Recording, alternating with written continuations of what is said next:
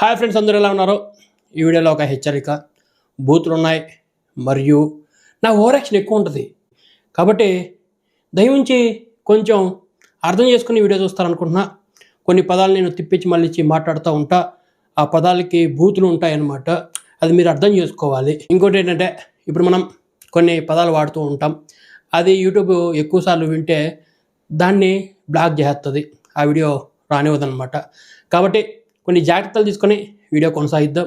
Master అనేవాడు ప్రమాదంలో చనిపోలేదు, వాడిని ఎవడో ఏమో చేశాడు, ఖచ్చితంగా ఇది అదే, కాబట్టి మాకు న్యాయం జరగాలి, మాకు న్యాయం జరగకపోతే 2 రాష్ట్రాలను తగలెట్టేస్తాం అని కొన్ని కుక్కలు మురిగాయన్నమాట.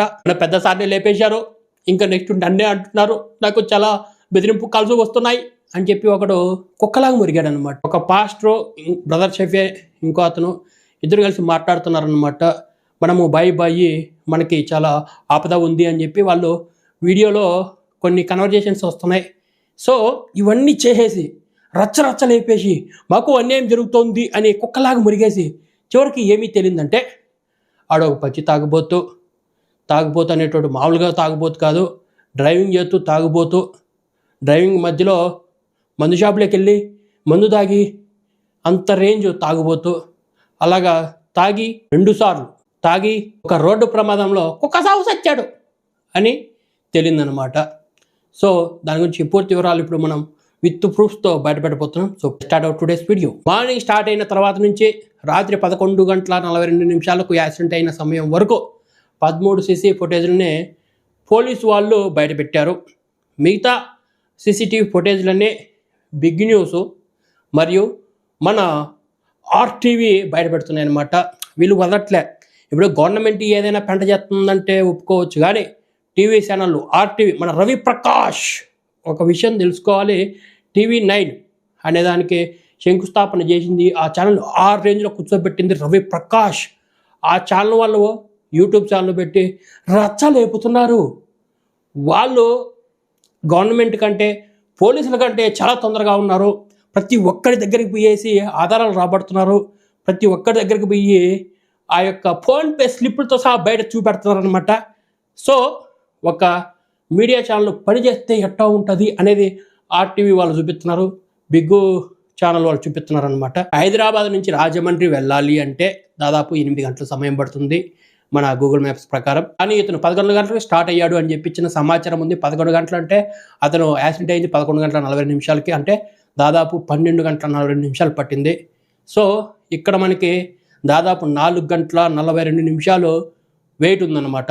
ఇది ఏం జరిగింది, ఇక్కడ ఏమి జరిగింది అనేది మనం ఇప్పుడు తెలుసుకుంటే, మన pastor starting CCTV footage 1:29 Choutuppal దగ్గర ఉన్నటువంటి మన టోల్ గేట్ దగ్గర కనపడింది అనమాట. రాత్రి 11:42 యాక్సిడెంట్ అయిన ప్రదేశము ఆ యొక్క Nayara petrol bunk CCTV footage. ఇక్కడ స్టార్టింగ్ 11 గంటలని చెప్తున్నారు, ఇక్కడ ఫస్ట్ సీసీటీవీ ఫుటేజ్ 1:29 ఎంతో చూపిస్తుంది.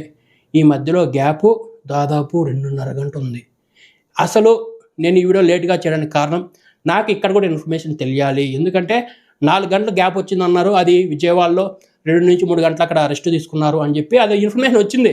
కాకపోతే స్టార్ట్ అయింది 11 ఫస్ట్ సీసీటీవీ ఫుటేజ్ వచ్చింది 1:29 మధ్యలో గ్యాప్ ఏది అనేది నాకు డౌట్ వచ్చింది. అందుకే నేను వెయిట్ చేశా.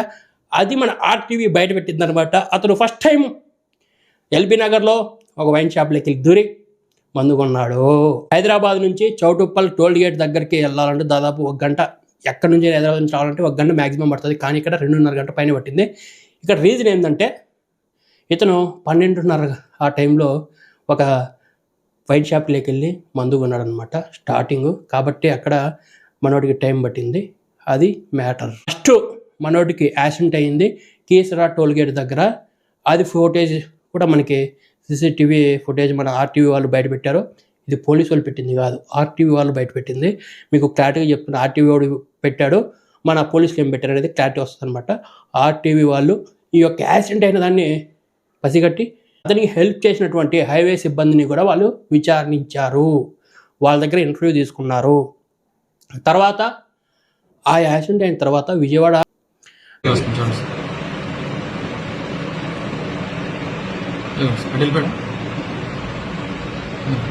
అది వెనకాల దుమ్ములు చూడండి సార్, ఇంకా దుమ్ములు ఆడుతూనే ఉంటుంది నాట్ వెనక.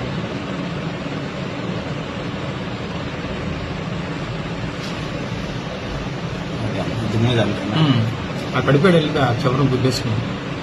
ఆ యాక్సిడెంట్ అయిన తర్వాత విజయవాడ ఒక రింగ్ రోడ్డు దగ్గర అతను రెస్ట్ తీసుకున్నాడు. 2 నుంచి 3 గంటల సమయము. అక్కడ ట్రాఫిక్ ఎస్ఐ మాట్లాడాడు. అక్కడ ఉన్నటువంటి టీ షాప్ ఓనరు అతను టీ ఇచ్చడము, ఈ వాటర్ ఇవ్వడం ఇదంతా కూడా ఇంట్రోల్ చేశారు. దాని తర్వాత ఇతను ఒక వైన్ షాప్కి వెళ్ళి మందు తీసుకోవడం అనేది సీసీటీవీ ఫుటేజ్ బయటకు వచ్చింది. అది కూడా ఆర్టీవీ వాళ్ళే బయటపెట్టారు. దాని తర్వాత 11 గంటల 52 నిమిషాలకి అతని యాక్సిడెంట్ అయిందనమాట. సో ఇతను జర్నీలో 2 సార్లు మందు తాగాడు. సో అతను తాగి రావడం వల్ల అక్కడ కీసరా టోల్గేట్ దగ్గర ఒకసారి పడ్డాడు. దాని తర్వాత అతను విజయవాడలో 2 నుంచి 3 గంటలు రెస్ట్ తీసుకున్నాడు. ఆయన ఎక్కడే కానీ మాస్క్, ఆ హెల్మెట్ ఎందుకు తీయడం లేదంటే ఆయన ఫేమస్, అందరికీ తెలిసిపోతాను అని భయం.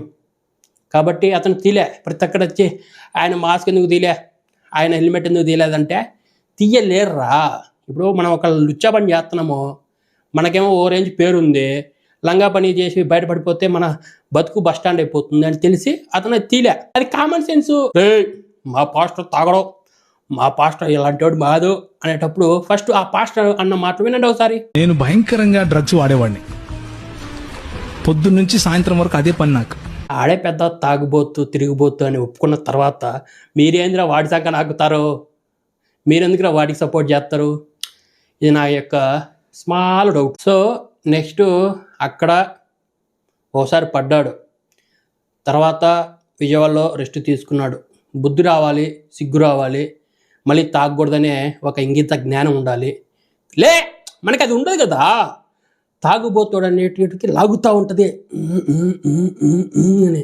ఎంత లాగుతూ ఉంటుందంటే వాడు ఖచ్చితంగా తాగాలి టైంకి, లేకపోతే చచ్చిపోతాడు. కాబట్టి వెళ్ళి ఏలూరులో ఒక వైన్ షాప్ దగ్గర బిల్లు కూడా బయట పెట్టేశారు మన ఆర్టీవీ వాళ్ళు. సో 350 రూపాయలు బిల్లు చేశాడు అనమాట ఏలూరులో. సో అక్కడ కూడా తాగాడు. మళ్ళా 11 గంటల 42 నిమిషాలకి యాక్సిడెంట్ అయింది.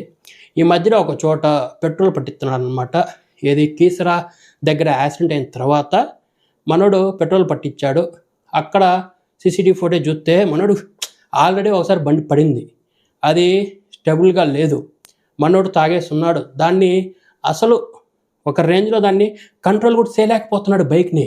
మాటల్లో చెప్పారా లేకపోతే తల ఊపుతూ చెప్పారా? మీకు 8 అని చూపించినారు. నేను 8 లీటర్స్ అని క్లారిటీ తీసుకొని కొట్టినాను. 8 అంటే ఫింగర్స్ తో చూపించారా?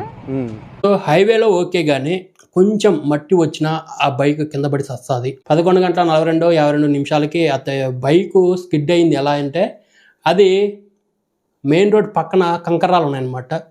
వెనకాల కారోడు వస్తున్నాడు, మనోడు కొంచెం బైక్ కిందికి దింపుదాం అనుకున్నట్టున్నాడు. ఆ దిగిన వెంటనే ఎడగబోయి కొట్టేశాడు అనమాట. ఎందుకంటే అది ఒక్కసారి నువ్వు మెయిన్ రోడ్ పక్క కొంచెం ఆగినా నువ్వు దాన్ని కంట్రోల్ చేసుకునే శక్తి ఉండాలి.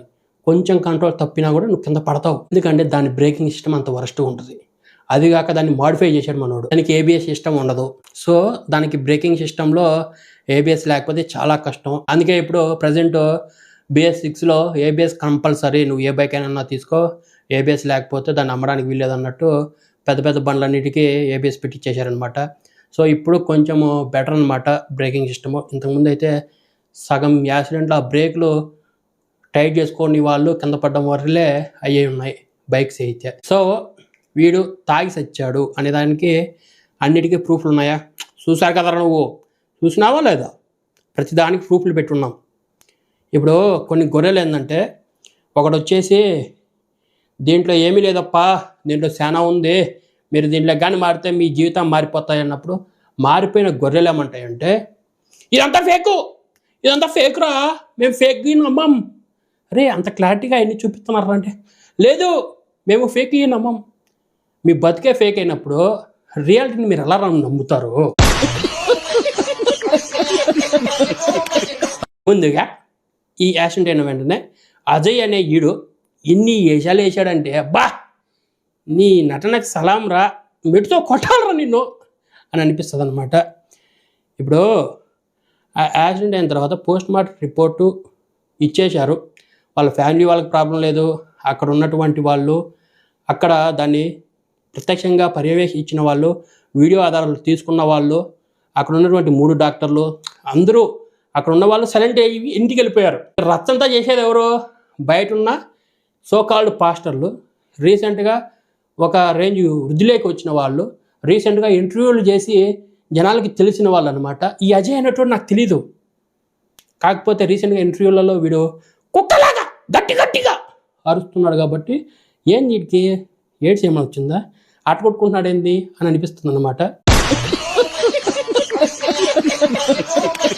నువ్వు ఒకటి గుర్తుపెట్టుకోవాలరా, గట్టిగా అరిచినంత మాత్రాన నిజమైపోదు. ఇప్పుడు ఈ కుక్క అరిచింది, అరే అజయ్ కుక్క నువ్వు అన్నావు కదా వాళ్ళ కూతురికి బెదిరింపు కాల్స్ వచ్చాయి అని చెప్పి అవి బయట పెట్టి పోలీస్ కంప్లైంట్ ఇయ్యరా? కుక్కలాగా ఎందుకు అరుస్తావు? రాజ్యాంగం అనేది అందరికీ సమానంగా ఉంటుంది. సో పోలీస్ స్టేషన్లో కంప్లైంట్ ఇవ్వు. నిన్ను ఎవడైనా బెదిరించినాడు కంప్లైంట్ ఇవ్వు. అలా కాకుండా మీడియా ముందుకు వచ్చి కుక్కలాగా అరుస్తావేంది? తప్పు కదా అది.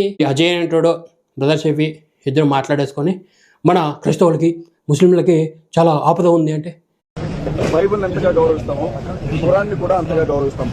నేను ఒకటే అడుగుతున్నాను, ఇప్పుడున్న పరిస్థితుల్లో మీరు మసీదులో ఉన్నా మేము చర్చిల్లో ఉన్నా ప్రమాదం మన ఇద్దరికీ ఉంది అన్న విషయం మాత్రం మీ మనసులో ఉండనివ్వండి. రెండవది ఏంటంటే, నేను క్రైస్తవులంగా ఉన్నా మీరు ముస్లిం సహోదరులైనా మన ఇద్దరికీ తండ్రి అబ్రహాం గారే అన్న విషయాన్ని కూడా దయచేసి మీరు మనసులో ఉండనివ్వండి. మీకేదన్నా కష్టం వస్తే మా ప్రాణాలు అడ్డుపెట్టి కాపాడుతున్నాం. మాకేదన్నా కష్టం వస్తే దయచేసి మానవత్వంతో మీరు కూడా వీళ్ళు మా దాయాదులు అని మాకు అండగానే మనకి దేవుడు ఉన్నాడు. మేము దేవుని చిత్తం అని ఎంత ధైర్యంగా అంటామో ఇన్షా అల్లా అని అంతే గౌరవంగా కూడా అంటాం. దయచేసి ఈ విషయం మేము ఎందుకురా చంపుతాం, మాకేమో అవసరం రా, మేము ఎందుకురా జైలుకి పోతాము, దేవుడు చూసుకుంటారు రా. తప్పు కదా ఇది. నువ్వు ఫేమస్ అవడానికి ఒక మతాన్ని కించపరచడము, వాళ్ళ మీద నింద వేయడము ఎంత పాపం అంటే, నీ ఫలానికి నువ్వు మొగుడు కాదు ఇంకోటి మొగుడు అన్నట్టు ఉంటుందిరా. తప్పురా అది. అది నీచాతి నీచం. ఇప్పుడు నిన్ను ఎవరన్నా బెదిరించారు, పోలీస్ కంప్లైంట్, అరే వాడే వెళ్ళి అది కొనుక్కొని వచ్చారంటే అట్లా కాదంట. వాడిని బెదిరించారంట, ఒక రూమ్లోకి తీసుకెళ్లి బెదిరించి వాడిని కొనమని ప్రేరేపించారంట. ఒకవేళ ప్రవీణ అయ్యి ఉంటే చాలా భయపెట్టి గన్లు పెట్టి ముందే భయపెట్టేసి రూమ్ లో నువ్వు ఆ షాప్కి వెళ్ళి ఇది కొనని వాళ్ళు లేకపోతే నీ కుటుంబాన్ని నాశనం చేస్తామని ఇలాంటి ఆయన భయపెట్టేసి చేయించారనేది అనుమానం ఉంది. అయ్యి బాబోయ్, పిచ్చి బాగా ముదిరిపోయిందిరా మీకు. ఈయన్ని ఏమిటితో కొట్టాలి? వీడి బతుకు ఎంత నీచంగా ఉంటుంది. అరే గొర్రెలో వినండ్రా, మీ గొర్రె బతుకు ఒకసారి తెలుసుకోండి. మీరు ఎవరిని నమ్ముతున్నారు అనేది తెలుసుకోండి. మాకు అవసరం లేదురా ఇవన్నీ. ఇంకోడైతే 7 మంది వచ్చేసి ప్రీ ప్లాన్డ్గా చేసేసి వీడు బైక్ తీసుకొని ఏరేవాడు మొత్తం చుట్టి ఇదొక సినిమా అయినట్టు, వాడు పెద్ద ఇదైనట్టు, వాడిని అది చేయడానికి చాలామంది చాలా రకాలుగా కృషి చేసినట్టు ఏమి చిత్రీకరిస్తున్నారంటే, నీ బతుకులో నా మెట్టు ఏమి బతుకురా అది. 7 ఇట్లా ఒకడు బైక్ తీసుకున్నాడు. బైక్ తీసుకొని వాడు నడుపుకుంటూ పోయి ఆడ పెట్టేసిండు. టోల్ గేట్ దాటినాక నయారా అక్కడ పెట్టేసిండు. దాడి చేసిన యాక్సిడెంట్ అయినా ఒక్క ముఖం మీద ఎట్లయితుంది రా, నాకు అర్థం కాదు. ఎట్టరా బతుకుతున్నారు? మీ బతుకు అంతా అబద్ధమేనా? ఇంట్లో కూడా అబద్ధమేనా? ఇంకా మన తులసి సందో ఈ అక్క గురించి మనం ఒక వీడియో చేశాం. ఈ అక్కకి హిందువులం అంటే ఎంత కోపం అంటే అబ్బా. తెలుగు రాష్ట్రాల్లో ఉండే ప్రముఖులంతా కూడా ఆ ఇన్సిడెంట్ ని తీవ్రంగా ఖండించారు. వెంటనే సీఎం మొదలు చిన్న చిన్న నాయకుల దాకా అందరూ కూడా రంగరాజన్ గారికి మద్దతు ప్రకటించారు, సానుభూతి ప్రకటించారు, ఆయన్ని పలకరించారు. కానీ అలాంటి తక్షణమైన స్పందన ఇక్కడ ఒక పాస్టర్ చనిపోతే అనుమానాస్పద స్థితిలో ఇక్కడ ఎలాంటి స్పందన కనిపించకపోగా, ఇక్కడ చిలుకూరు బాలాజీ టెంపుల్ అర్చకుడిని ఒకడు వచ్చి బెదిరించాడని చెప్పి అందరూ ఒక రేంజ్లో రియాక్ట్ అయ్యారు. ఈ విషయంలో ఎందుకు రియాక్ట్ అవ్వలేదు అంటారు. చిలుకూరు బాలాజీ టెంపుల్ ఇదంతా గవర్నమెంట్ ఆధీనంలో ఉంటుందక్క, బుద్ధుండాలక్క అడిగేదానికి క్వశ్చను. కానీ ఈడెవడక్క నార్మల్ పాస్ట్ అక్క, వీడి వల్ల ఒక ప్రభుత్వానికి ఒరిగేది ఏం లేదక్క. వీడికి వచ్చిన డబ్బులు ఈడే తీసుకుంటాడక్క. ఒక నార్మల్ మనిషిగా ఒక ట్యాక్స్ కడతా ఉంటాడు అంతే. సో ఒక నార్మల్ మనిషిగా వాడికి ఏమైనా అన్యాయం జరిగితే పోలీసులు ప్రభుత్వాలు చూసుకుంటాయక్క. అంతేకాకుండా చిలుకూరు బాలాజీ టెంపుల్లో అది వాడు బెదిరించింది వీడియో బయటకు వచ్చిందక్క. ఈయన్ని చంపింది, ఈయన ఏదన్నా చేసింది వీడియోలు ఆడొచ్చాయక్క, బయటికే ఉండాలి కదక్క. జర్నలిజం చేస్తున్నాము, మనం ఈ ప్రజలకి అండగా ఉంటున్నాము. సోకాళ్ళు ప్రజలకి, సోకాళ్ళు గొర్రెలకి, సోకాళ్ళు మతాలకు మాత్రమే మీరు ఉన్నారక్క.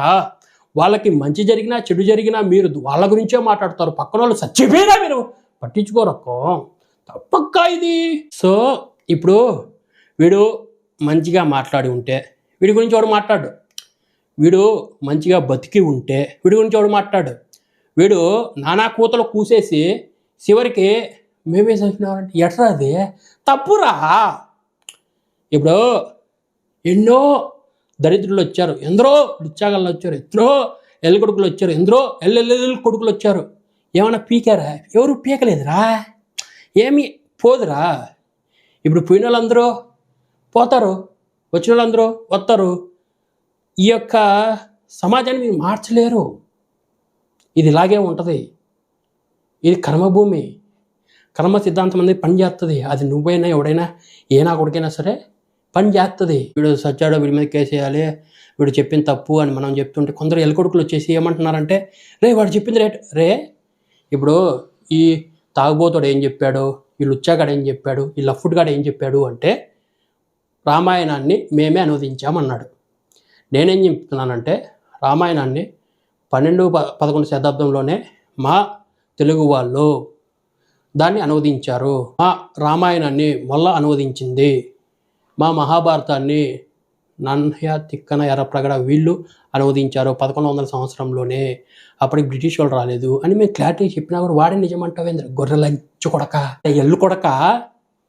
నీ అబ్బా నీ బతుక్కి నువ్వు నీ క్యాస్ట్ సర్టిఫికెట్లో క్రిస్టియన్ పెట్టుకోవు, కానీ అక్కడ నీకు హిందూ మతం కావాలి, కానీ నీ బతుక్కి రియల్ లైఫ్కి వచ్చేసరికి క్రిస్టియన్ అని ఎలా చెప్పుకుంటావు?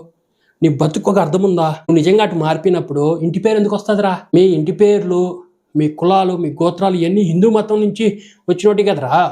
మీరు దీన్ని వ్యతిరేకిస్తున్నప్పుడు దాన్ని ఎందుకు గుర్తులో పెట్టుకుంటున్నారు?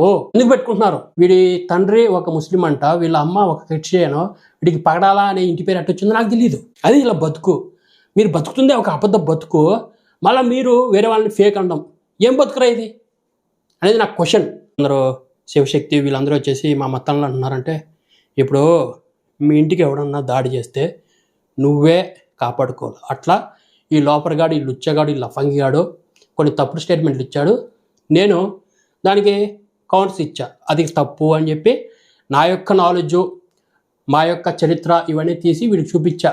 రే రామాయణాన్ని మేము మార్చామంటే కాదురా లోఫర్గా, కాదురా లుచ్చాగా, కాదురా బహుతండ్రుల పుత్రుడా, కాదు. మా మొల్ల, మా నన్నయ్య తిక్కన ఎర్రప్రగడ వీళ్ళు దీన్ని చేంజ్ చేశారు, దీన్ని అనువదించారు. మీ బతుకులు ఇక్కడికి రాకముందే మేమే అనువదించాము అని చెప్పా. అట్లా మీరు కూడా మీ వాళ్ళని ఎవడన్నా ఏమన్నా అంటుంటే మీరు దాన్ని తీసుకోవాలి, కానీ నన్ను వచ్చి పోరాడమంటారు ఏంది? నేనేమన్నా మీ తండ్రినే? మీ ఇంటికి ఎవడో ఒక పెద్దవాడు ఉంటాడు, అట్లే మీది మీరు చూసుకోవాలా. మీ మీదికి ఎవడన్నా దాడి చేసినప్పుడు మీరు చూసుకోవాలా, దానికి నన్ను రమ్మంటారు ఏంది? తప్పు కదా అది. సో వాడు మాట్లాడినాడు, సో నేను రిప్లై ఇచ్చిన. ఇంకోడెవడో మీ గురించి తప్పుగా మాట్లాడినాడు, మీరు రిప్లై ఇచ్చుకోవాలి. అంతేగాని వాడు మాట్లాడినప్పుడు ఏం మాట్లాడలేదంటే నేను ఎందుకు మాట్లాడతారా ఎర్రిపోక? నేనేమో సమాజ సేవ చేస్తున్నానా? నేను సమాజ సేవ చేయట్లే. నేను నా మతం గురించి తప్పుగా మాట్లాడినప్పుడు అది తప్పు అని నాకు తెలిసినప్పుడు నేను దానికి ప్రశ్నిస్తాను, అంతేగాని అందరిని తీసుకొని పెట్టుకోవడానికి నేనే సమాజ సేవ చేయట్లే. సరే వాళ్ళు తప్పు మాట్లాడినారు, నువ్వు అంటున్నావు, నువ్వే ఎవరిది గుడుతున్నావు, ఎవరిది నోట్లో పెట్టుకుంటున్నావు, నువ్వు స్పందించి నువ్వు మాట్లాడు. నన్ను రెస్పాన్సిబిలిటీ తీసుకోమంటావేంది? నేనెందుకు తీసుకుంటా? అసలు నువ్వు ఎవడు? సో మ్యాటర్ ఏంటంటే ఎవరిది వాడు కాపాడుకోవాలి, పక్కన వాళ్ళ మీద పడేయాడుకోకూడదు. మన బతుకులంతా పక్కన వాళ్ళు ఇది చేశారు, ఇది అని వాళ్ళని రెచ్చగొట్టి మళ్ళా మేమేమీ తప్పు చేయలేదన్నట్టు లంచ కథలు పడకూడదు అంటున్నా. ఇప్పుడు నేనున్నా ఒకడు వచ్చి తప్పుగా మాట్లాడి నేను రిప్లై ఇచ్చా. మీ గురించి ఎవరైనా తప్పుగా మాట్లాడితే రిప్లై ఇవ్వండి, అంతేగాని నేను ఇప్పటివరకు నాకు క్రిస్టియానిటీ తెలీదు, మీ దేవుడు ఎవరో తెలీదు. రీసెంట్గా ఆ వీడియోలో అజయ్ అనేటోడు మీది మాది సేమ్ అని చెప్పి ముస్లిం అని వేస్తున్నాడు, నాకు అది కూడా తెలియదు. సో నాకు ఆ మతం గురించి తెలీదు, తెలుసుకోవాల్సిన అవసరం లేదు. ఎవడన్నా మాట్లాడినప్పుడు నేను వాళ్ళ మతాన్ని నేను దాడి చేయను రా. ఎవడైతే మాట్లాడినాడో ఆ నా కొడుక్కి, ఆ ఎల్లు కొడుక్కి నేను రెస్పాన్సిబిలిటీగా నేను రిప్లై ఇస్తాను, అంతే. నువ్వు చెప్పిన తప్పు అని అది ఒక సమాజానికి ఉపయోగపడే పని. అంతేగాని ఎల్కొడుకుల్లాగా మనం పక్కన వాళ్ళ మీద పడి ఏడ్చకూడదు. నా అటువంటి సంస్కారహీనంగా మేము బతకట్లే, మీ బతుకులే మమ్మల్ని తిట్టేదాని మీద బతుకుతున్నాయి అనేది నాకు యొక్క క్వశ్చన్. కొందరు ఎల్కొడుకులు మాట్లాడేస్తారు, అరే మీ ఎస్టీ ఎస్సీలను మీరు చాలా తక్కువగా చూశారు, మీరు అసలు మనుషులుగా చూడలేదంటే, అరే నల్లగా పుడితే చాలు వాడు ఒక బానిస అని ఎన్ని దేశాలు వాళ్ళని బానిసలుగా చూసాయి. మన గాంధీని సౌత్ ఆఫ్రికాలో ఫస్ట్ క్లాస్ టికెట్ తీసుకున్న, అరే బ్రో నువ్వు కూర్చున్నా అని రైల్వే స్టేషన్ నుంచి తరిమేశారు, నల్లగా పుట్టినంత మాత్రం. అది మీ యొక్క అద్భుతమైన మతం. దాని గురించి మేము ఏమైనా మాట్లాడతామా? ఆ మతంలోనే ఉంది కదా నల్లోళ్ళందరూ జాతి తక్కువ వాళ్ళు అని. వాళ్ళని మనుషులుగా చూడట్లేదు కదా, వాళ్ళని బానిసలుగానే చూశారు కదా. సో ఇవి ప్రతి దాంట్లో ఉంటాయి. అది మతం తీసుకొని వచ్చింది కాదు, మతంలో ఉన్న కొందరు ముండలు తీసుకొచ్చింది. దాని మీద పోరాడండి, అంతేగాని మతాన్ని తిట్టుకునే ఎల్కొడుకులు కావద్దండి అనేది నా యొక్క సిద్ధాంతం అనమాట. నెక్స్ట్ వీడియో అలేక్ హెచ్టీ పికిల్స్ మీద ఉండబోతుంది. ఎంతమంది కావాలనుకున్నారు కోరుకునే వాళ్ళు కింద కామెంట్ సెక్షన్లో కామెంట్ చేయండి. So please subscribe channel. Thanks for watching.